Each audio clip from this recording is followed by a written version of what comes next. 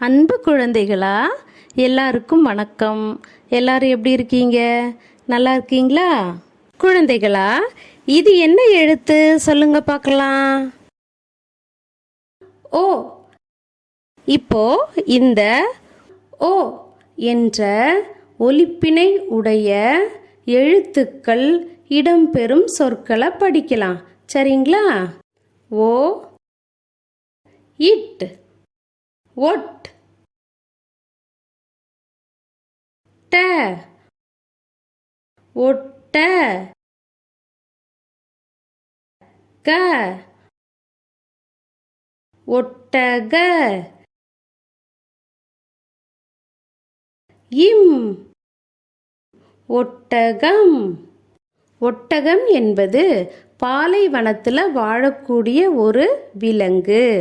பாலைவனம் அப்படிங்கிறது எங்கே பார்த்தாலும் ஒரே மணலாக நிறைஞ்சு இருக்கும்.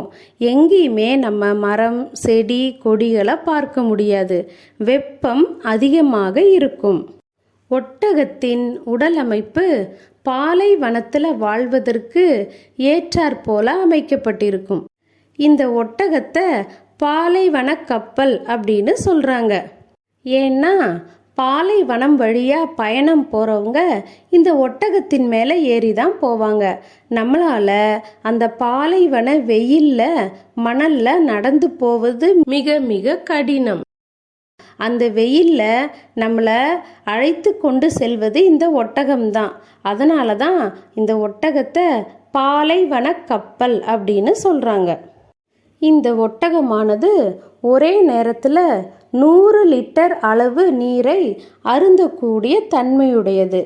ஏன்னா பாலைவனத்தில் நீர் அதிகமாக கிடைக்காது இல்லையா? எங்கேயாவது ஒரு இடத்துல தான் இருக்கும். அப்பேற்பட்ட நேரங்களில் கிடைக்கின்ற நீரை முழுவதுமாக அது அருந்தி நீரை சேமித்து கொள்ளும். அதன் பிறகு பல நாட்கள் நீர் அருந்தாமலேயே அது உயிர் வாழும். இந்த சொல்ல இன்னொரு முறை எழுத்துக்களை கூட்டி படிக்கலாமா? ஓ, இட், ஒட், ட, ஒட்ட, க, ஒட்டக, இம், ஒட்டகம். அடுத்து நாம பார்க்க போற எழுத்து கா. அப்படிங்கிற எழுத்தோட முன்னால ஒற்றை கொம்பும், இந்த கா எழுத்தை அடுத்து துணைக்காலையும் நம்ம சேர்க்கலாம். இப்போ நமக்கு கிடைக்கின்ற எழுத்து கோ. இன்னொரு முறை சொல்லட்டுமா? கா எழுத்துக்கு முன்னால ஒற்றை கொம்பும் கா எழுத்தை அடுத்து துணைக்காலும் சேர்க்கிறப்ப நமக்கு கிடைக்கின்ற எழுத்து கோ. கோ, இக், கொக், கு, கொக்கு. கொக்கு என்பது ஒரு பறவை இனத்தைச் சேர்ந்தது. இந்த பறவை நீண்ட கழுத்தையும் நீண்ட அலகையும் நீண்ட கால்களையும் உடையது. இது பார்ப்பதற்கு வெண்மை நிறத்தில் இருக்கும். இந்த கொக்கை நம்ம நீர்நிலைகளுக்கு அருகிலும் வயல்வெளிகளிலும் பார்க்கலாம். நீர்நிலைகளில் இருக்கிற சிறிய சிறிய பூச்சிகள், மீன்கள் மற்றும் வயல்களில் தேங்கி இருக்கிற நீரில் இருக்கின்ற சிறிய சிறிய பூச்சிகள், மீன்களை தின்று உயிர் வாழும். ஓடுமீன் ஓட உருமீன் வருமளவும் காத்திருக்குமாம் கொக்கு அப்படின்னு கொக்கை பற்றிய பாடல் ஒன்று இருக்கு. அதாவது நீர்நிலைகளில் மீனுக்காக கொக்கு காத்திருக்கும் போது சிறிய மீன்கள் எத்தனை போனாலும் அது தனக்கு வேண்டிய பெரிய மீன் வரும் வரை காத்திருந்து அந்த மீனை பிடித்து உண்ணுமாம். சில நேரங்களில் ஒற்றை கால்லையும் இந்த கொக்கு நிற்கும். கொக்குகள் ஒற்றை காலில் நிற்கிறத நீங்க பார்த்துருக்கீங்களா? இந்த சொல்ல இன்னொரு முறை எழுத்துக்களை கூட்டி படிக்கலாமா?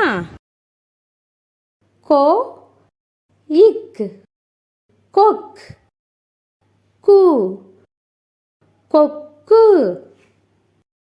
அடுத்து நாம பார்க்க போற எழுத்து சா எழுத்தோட முன்னால ஒற்றை கொம்பும் சா எழுத்தை அடுத்து துணைக்காலும் சேர்க்கும்போது நமக்கு கிடைக்கின்ற இந்த எழுத்த சோ அப்படின்னு ஒலிக்கணும்.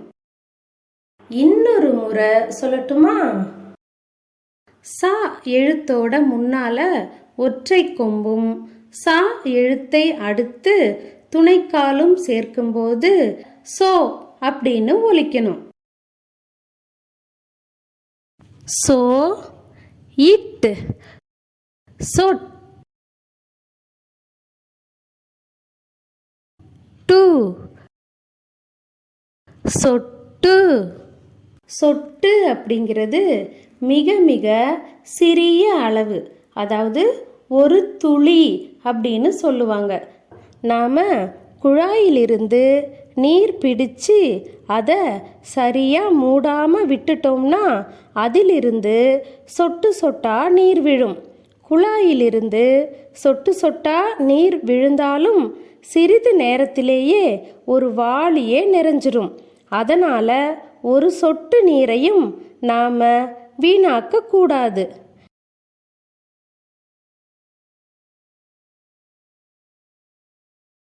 ஐந்து வயதுக்குட்பட்ட எல்லா குழந்தைகளுக்கும் போலியோ சொட்டு மருந்து கொடுப்பாங்க. சில ஆண்டுகளுக்கு முன்னால் போலியோ என்ற நோய் குழந்தைகளை தாக்கி அவங்கள மிகுந்த பாதிப்புக்குள்ளாகி இருக்கு. அதனால் அந்த நோய் குழந்தைகளுக்கு வராமல் தடுக்க இந்த சொட்டு மருந்தை கொடுக்குறாங்க. அது மட்டும் இல்லாமல் சொட்டு நீர் பாசனம் அப்படிங்கிறத நீங்கள் கேள்விப்பட்டிருக்கீங்களா? அதாவது பயிர்களுக்கு தேவையான நீர் துளி துளியா மண்ணின் மேற்பரப்பிலோ அல்லது பயிர்களின் வேர் பகுதியில் நேரடியாகவோ வழங்கும் முறைதான் இந்த சொட்டு நீர் பாசனம். இதன் மூலமா நீர் அதிக அளவில் வீணாகாம பயிர்களுக்கு தேவையான நீர் முழுவதுமாக கிடைக்குது. இந்த சொல்ல இன்னொரு முறை எழுத்துக்களை கூட்டி படிக்கலாமா? சோ, இட், சொட், டு, சொட்டு. அடுத்து நாம பார்க்க போற எழுத்து டா எழுத்தின் முன்னால ஒற்றை கொம்பும் டா எழுத்தின் அடுத்து துணைக்காலும் சேர்க்கும்போது கிடைக்கின்ற இந்த எழுத்த டோ அப்படின்னு நம்ம ஒலிக்கணும். இன்னொரு முறை சொல்லட்டுமா? டா எழுத்தோட முன்னால ஒற்றை கொம்பும் டா எழுத்தை அடுத்து துணைக்காலும் சேர்க்கும்போது டோ அப்படின்னு ஒலிக்கணும். பா, இட், பட், டோ, பட்டோ. லீ, பட்டொளி. ஒளி அப்படின்னா வெளிச்சம் அப்படின்னு அர்த்தம். பட்டொளி அப்படின்னா மிகவும் பிரகாசமான ஒளி அப்படின்னு அர்த்தம். இந்த பிரகாசமான ஒளியை உண்டாக்குற பட்டொளியை நீங்கள் எப்போவெல்லாம் பார்ப்பீங்க? தீபாவளி பண்டிகை அன்று இரவு நேரத்தில் பட்டாசு வெடிக்கும்போது இந்த பட்டொளியை நீங்கள் பார்க்கலாம். அது மட்டும் இல்லாமல் நாம் பள்ளிக்கூடத்தில் தேசிய கொடியை ஏற்றும்போது தாயின் மணிக்கொடி பாரீர் என்ற கொடிப்பாடலை பாடுவோம் இல்லையா? அந்த பாடலில் பட்டொளி வீசி பறந்தது பாரீர் என்ற வரி இடம்பெற்றிருக்கும். அதாவது மிகுந்த ஒளியுடன் நம் தேசிய கொடி பறப்பதை பாருங்கள் அப்படின்னு அர்த்தம். அப்போ பட்டொளி அப்படின்னா மிகுந்த ஒளி என்று அர்த்தம். இந்த சொல்ல இன்னொரு முறை எழுத்துக்களை கூட்டி படிக்கலாமா?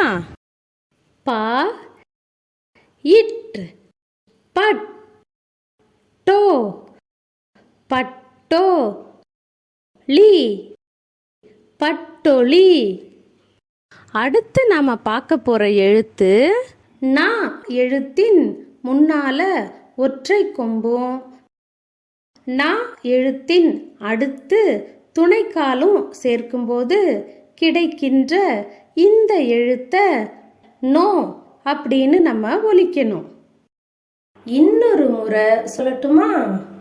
நா எழுத்தோட முன்னால ஒற்றை கொம்பும் நா எழுத்தை அடுத்து துணைக்காலும் சேர்க்கும்போது நோ அப்படின்னு ஒலிக்கணும். கா நோ, கானோ, லீ, காணொளி. காணொளி அப்படிங்கிறது காண்கின்ற ஒளி, அதை தான் காணொளி அப்படின்னு சொல்கிறோம். இந்த காணொளியை ஆங்கிலத்தில் வீடியோ அப்படின்னு சொல்லுவாங்க. அதாவது இப்போ நீங்கள் தமிழ் சொற்கள் படிக்கிறீங்க இல்லையா, அந்த சொற்களை எழுத்து கூட்டி படித்ததுக்கப்புறமா அந்த சொல்லுக்குண்டான காணொளியை நீங்கள் பார்ப்பீங்க, அப்படித்தானே? உங்களுக்கு காணொளி பார்க்கறதுக்கு ரொம்ப பிடிக்கும் தானே? இந்த காணொளி மூலமாக நமக்கு புரியாத கருத்துக்களை கூட மிக எளிதாக புரிய வச்சிடலாம். இந்த காணொளி கல்விக்காக பயன்படுவது மட்டும் இல்லாமல் பல வகைகளில் நமக்கு பயன்படுது. சில அவசர காலங்களில் அதிகாரிகளோ அரசியல் தலைவர்களோ நேரில் சந்தித்து பேச முடியாத போது இந்த காணொளி காட்சி மூலமாக பேசிப்பாங்க. நாம் கூட நம்ம அலைபேசியில் காணொளி மூலமாக நம்ம நண்பர்களையோ உறவினர்களையோ தொடர்பு கொண்டு பேசலாம். இந்த காணொளி மூலமாக அலைபேசியில் யாரிடமாவது நீங்கள் பேசியிருக்கீங்களா? இந்த சொல்ல இன்னொரு முறை எழுத்துக்களை கூட்டி படிக்கலாமா? கா நோ, கானோ, லீ, காணொளி.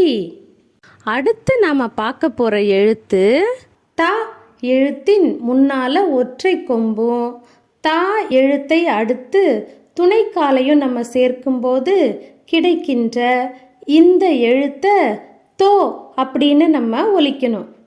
இன்னொரு முறை சொல்லட்டுமா?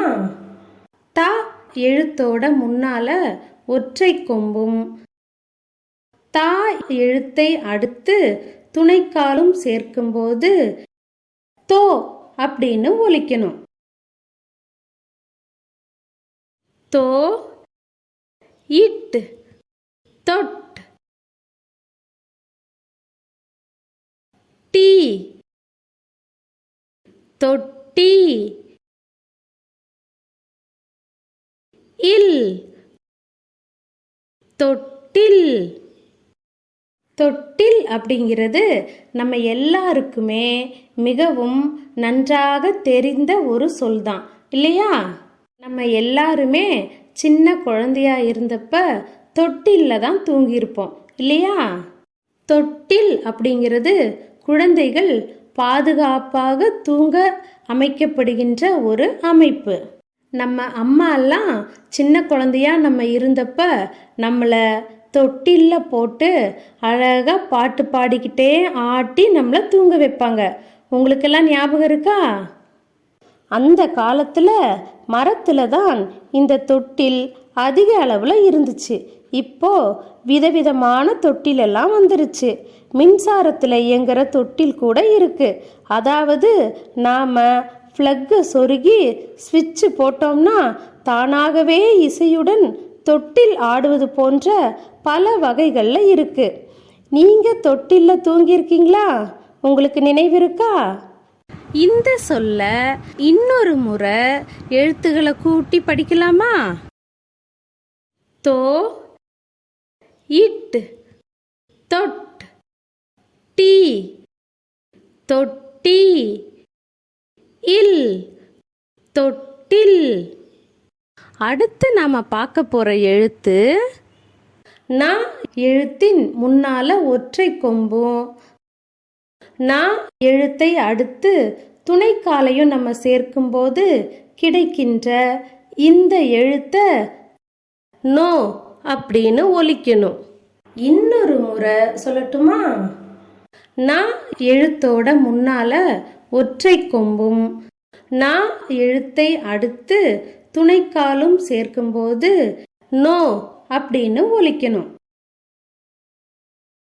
நோ, இச், நொச், சி, நொச்சி. நொச்சி என்பது ஒரு வகை தாவரம். செடியை விட கொஞ்சம் பெரியதாகவும் மரத்தை விட சற்று குறைவாகவும் வளரக்கூடியது. நன்றாக அடர்ந்து படர்ந்து வளரக்கூடிய தாவரம். இதனுடைய இலைகள் மிகுந்த மருத்துவ குணம் கொண்டது. சளி போன்ற சுவாச நோய்களுக்கு இந்த நொச்சி இலைகள் மருந்தாக பயன்படுது. அது மட்டும் இல்லாமல் இந்த நொச்சி இலையை சுடுநீரில் போட்டு ஆவி பிடிச்சா காய்ச்சல், தலைபாரம், சளி இதெல்லாம் குணமாகும். இந்த சொல்ல இன்னொரு முறை எழுத்துக்களை கூட்டி படிக்கலாமா? நோ, இச், நொச், சி, நொச்சி. அடுத்து நாம பார்க்க போற எழுத்து பா எழுத்தின் முன்னால ஒற்றை கொம்பும் பா எழுத்தின் அடுத்து துணைக்காலையும் நம்ம சேர்க்கலாம். இப்போ இந்த எழுத்த போ அப்படின்னு நம்ம ஒலிக்கணும். இன்னொரு முறை சொல்லட்டுமா? பா எழுத்தோட முன்னால ஒற்றை கொம்பும் பா எழுத்தை அடுத்து துணைக்காலும் சேர்க்கும்போது போ அப்படின்னு ஒலிக்கணும். போ, இம், பொம், மை, பொம்மை. பொம்மை என்பது ஒரு விளையாட்டு பொருள். குழந்தைகளுக்கு மிகுந்த பிடித்தமான பொருள் இந்த பொம்மை. இந்த பொம்மைகள் களிமண், காகிதம், நெகிழி, மரம், உலோகம் முதலானவற்றால் செய்யப்பட்டிருக்கும். இதில் விதவிதமான பொம்மைகள்லாம் இருக்கும். அதாவது சாவி கொடுத்தா இயங்குற பொம்மைகள், பேட்டரி மூலமா இயங்குற பொம்மைகள், ரிமோட் மூலமா இயங்குற பொம்மைகள் அப்படின்னு நிறைய வகைகள்ல இருக்கு. குழந்தைகளோட வயதுக்கு ஏற்றாற் போல பொம்மைகள் வாங்கி கொடுப்பாங்க. அதாவது 6 மாத குழந்தைகளுக்கு தொட்டிலின் மேல் சுழலக்கூடிய பொம்மையும், தவழ்ந்து செல்லும் குழந்தைகளுக்கு கைகளை தட்டி ஒலி எழுப்பக்கூடிய பொம்மைகளும், ஓடி விளையாடும் குழந்தைகளுக்கு அறிவுத்திறனை வளர்க்கக்கூடிய பொம்மைகளும் வாங்கி கொடுப்பாங்க. இந்த பொம்மைகள் குழந்தைகளுக்கு ஒரு நண்பனாகவும் இருக்கும். ஏன்னா அவங்க இந்த பொம்மையோட பேசுவாங்க, விளையாடுவாங்க, அதுக்கு உணவு ஊட்டி மகிழ்வாங்க, அது கூடவே தூங்குவாங்க. குழந்தைகள் விளையாடுவதற்கு மட்டுமில்லாம சிலர் தங்கள் வீட்டு அலமாரியில இந்த பொம்மைகளை வச்சிருப்பாங்க. திருவிழாவுக்கோ அல்லது வெளியூர் போகும்போதோ ஏதாவது ஒரு பொம்மைய நீங்க வாங்குவீங்கல்ல. உங்களுக்கு தெரியுமா, தஞ்சாவூர் தலையாட்டி பொம்மை உலக புகழ் பெற்றது.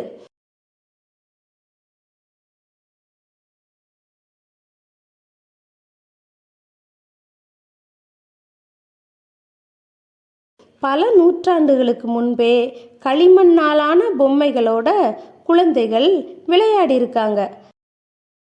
சரி, உங்களுக்கு எந்த மாதிரி பொம்மைகள் பிடிக்கும்? இந்த சொல்ல இன்னொரு முறை எழுத்துக்களை கூட்டி படிக்கலாமா? போ, இம், பொம், மை, பொம்மை. இவ்வளோ நேரம் என் கூட சேர்ந்து எல்லா சொற்களையும் அருமையாக சொன்னீங்க. நன்றி குழந்தைகளா.